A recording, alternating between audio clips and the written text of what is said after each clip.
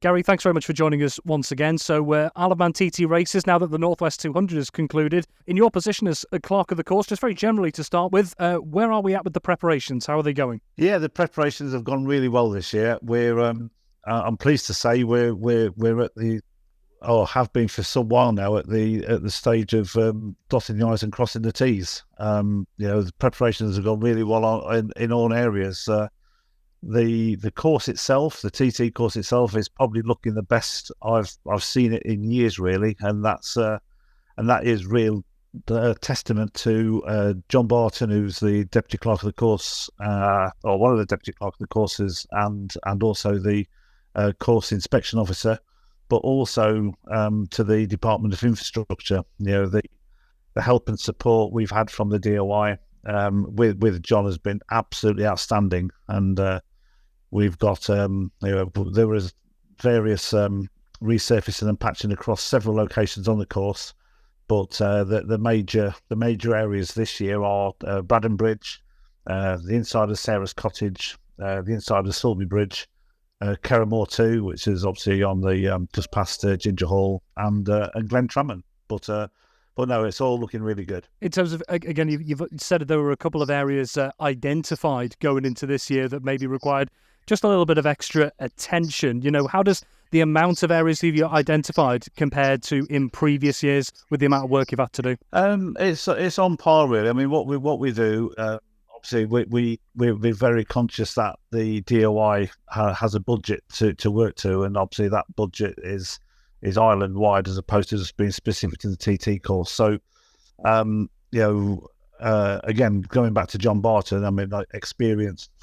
He hung his leathers up last year after 33 years, so a very experienced competitor. Obviously, raced 33 years on the TT course. So, with John's experience, he works ahead. He looks at areas that needs immediate attention, but that's kind of patchwork, really. But any major areas like the resurfacing we've done at Braddon Bridge and Glen Tramman and those I've just mentioned, we try to give the DOI at least a year's advance so they can get the budget in place. But as I say, the relationship we've got with DOI is absolutely outstanding, and it's a big thanks to them guys, and what they do is how the TT course is looking at the moment. On the financial aspect, not just the maintenance, but the wider side of things, how, as organisers, have you found it this year coping financially with putting the TT on, given the rising global cost that we've seen in so many areas over the last couple of years? Well, from our point of view, obviously we get a budget which we apply to as a race organiser. We apply for a budget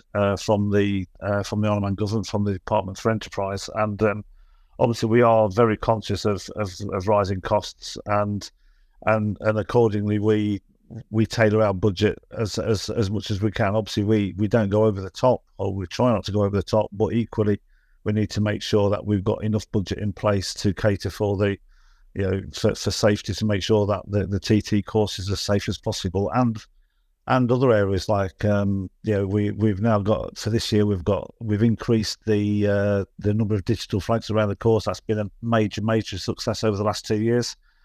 First introduced in TT 2022, but they've proven to be worth a weight in gold, really.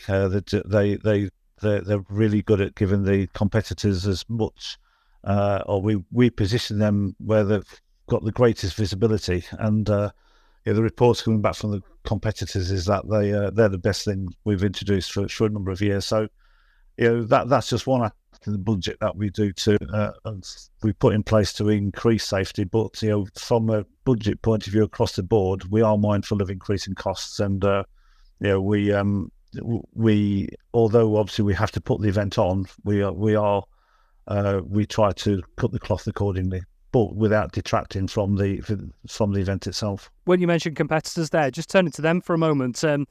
Naturally, I correct me if I'm wrong here, but the likes of yourselves and the ACU will get feedback from competitors, their teams, and other officials, for example. So what were the main bits of feedback you got from last year that you're maybe taking into this year? There wasn't really last year, to be honest. I mean, the year before, obviously, the highlight of the year before was Sulby Bridge, which we put in place for 2023, and That went down really well, but no, this year there wasn't a great deal of feedback from the course from the competitors last year. But again, it's the John Barton's out on the course every day, as is Milky Quail, of course, and the feedback we've had from those two, plus of course the likes of the local lads, Connor, Dave Molyneux, they always give us good feedback. So based on the experience of those guys, we approach the DIY and they do the work accordingly. You mentioned that with regards to, I suppose, course maintenance. I suppose what I was getting at there, did you have any feedback in terms of, let's say, the scheduling, for example, and how that works? Yeah, we do. I mean, last year, obviously, we was blessed with fantastic weather. The schedule for this year is the same as last year. We carry on with the 10 races, so each 2 races per class. With that, we're looking at, obviously, we started on Bank Holiday Monday on 27th of May with free practice and qualifying. And how we've tailored the schedule is we've looked at less evening qualifying and more daytime qualifying, hence why we've moved to the Bank Holiday Monday and the Friday afternoon. So obviously that's 2 nights evening practice we've taken out. And the daytime qualifying on the Friday, the final Friday afternoon Q5 qualifying period 5, enables the teams then to it gives the teams more opportunity or more time to work on the bikes before the first race day on Saturday, 1st of June. But we do listen to the competitors. I mean, obviously last year with the weather, it was a long event. Everybody got in lots of laps, which obviously we're mindful of. But also the new schedule, as with previous schedules, there is still lots of contingency options that we've got in case of any possible delays. And it was announced fairly recently that the ACU has signed new long-term deals with both the TTMA and the Manx Road Racing Medical Services. With regards to the marshalling side of things, what's your understanding of how well the course can be staffed this year? Absolutely. I mean, I'm in very close contact with the TTMA almost on a daily basis. And where we stand at the moment is we are, certainly in terms of the marshals who have signed on already, we are on par, if not slightly above where we was this time last year. So, with over 9 days to go, 10 days to go to first practice, we are confident that we'll be good to go on the 27th of May. But again, that's all testament to the TTMA. We've got led by Jane Corn, of course, the chairperson, and the Andy Priestley, who's the deputy chairman. They lead a good team. We've got a good board of directors, and we've got a new improved IMC course now. That's much more improved than what it used to be. So in terms of marshalling, the guys do us proud, and we need 543 marshals to start any session, and we're pretty confident that we'll be good to go on the first day of practice. And when it comes to competitors, just turning to entries for a moment, let's start just with the solo side of things. First off, how are the entries this year compared to previous years? Yeah, no, it's on. In fact, every class. I mean, obviously we closed the entry process closed a month earlier this year. We closed on the 31st of January as opposed to the end of February. So that's to give people more time to prepare for the event itself. But we was oversubscribed in all classes. Obviously, we have from our side, we have the race management team. Once the entries are closed, we then go through and do the acceptances and declines. But the level of entry was the same, if not above previous years. So in terms of health, competitor-wise, the TT's in a really, really good place. For a lot of people who compete in the TT, whether it's solos or sidecars, it can be a huge financial cost depending on a team or a rider's or both circumstances. So just how financially challenging is it, do you believe, to actually just make it to the TT and make it financially viable as a rider and as a team? Yeah, well, across the whole of motorcycle sport, motor racing really, costs have risen. Obviously, the bikes have got more technically more advanced. The cost of bikes themselves have increased, and everybody's mindful of that. But I don't think the TT or road racing on roads in general has got more expensive than any other facet of motorsport. Really, it's just a thing that motorsport in general, as with as with everything else, has just increased as the years go by. And from an organisational side of things, during practice and race week, you've already mentioned a couple of names of those that are crucial to it. How, in terms of, I suppose, numbers in the likes of the paddock, you've mentioned a couple of those, like the rider liaison officers, for example, and all those there. How tricky or not tricky is it to have enough people to make sure everything runs smoothly in the paddock? Yeah, I mean, obviously the paddock is a massive part of the events, and the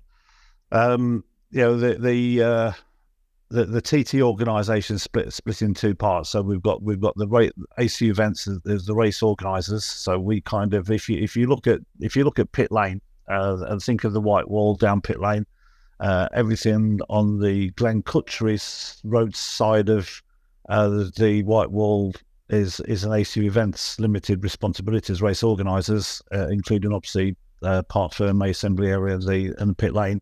And everything paddock side is belongs to or is the responsibility of the promoter, so Department for Enterprise.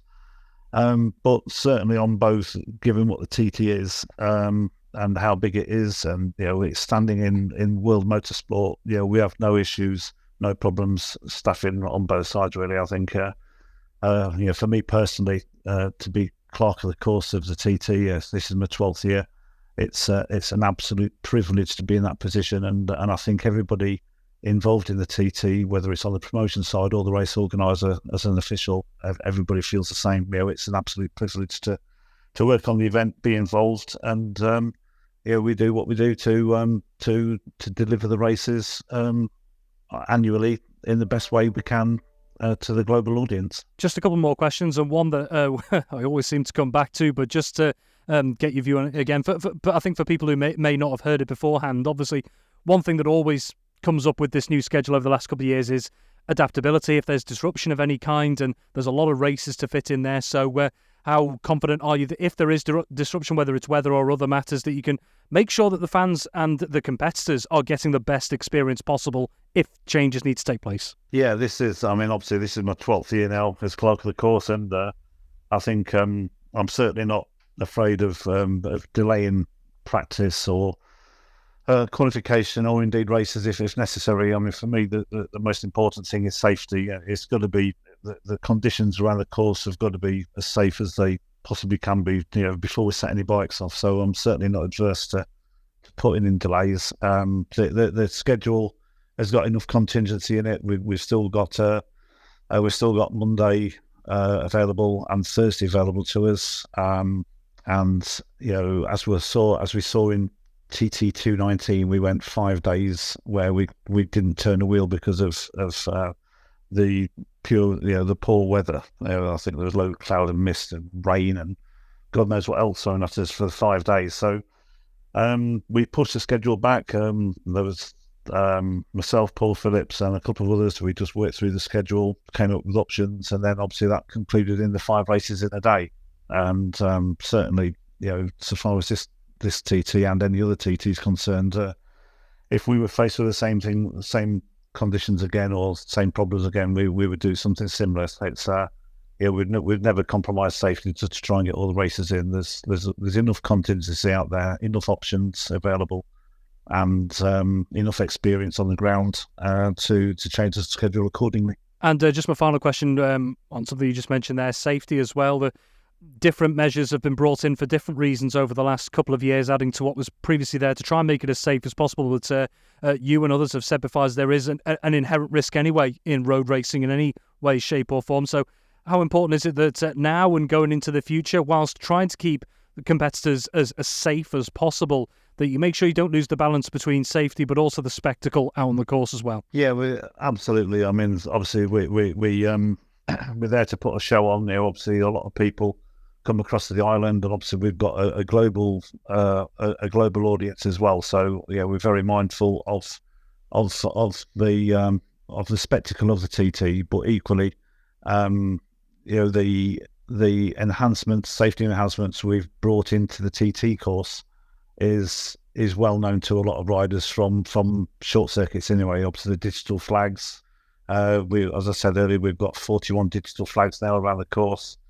we're forever improving or improving the recticel barriers around the course and other course safety improvements. So, as of whatever we put in place safety-wise, I don't think it would compromise the spectacle of the event. I think everybody appreciates the event has got to be as safe as it possibly can be, and as long as we can continue keeping the event safe, then or put it as safe as it possibly can be, given the inherent risks of motorsport, then the TT's got a bright and rosy future. Thank you for having the stamina to make it to the end of the Manx Radio Sportscast. You're clearly someone who has their eye on the ball at all times. Want to hear more about the latest sporting news across the Isle of Man and much more? Then might I recommend you take the plunge and subscribe to this series or a wide range of Manx Radio podcasts at your favourite podcast provider, so that, in a flash, all of our finest moments take a winner's place on your smartphone. Thank you.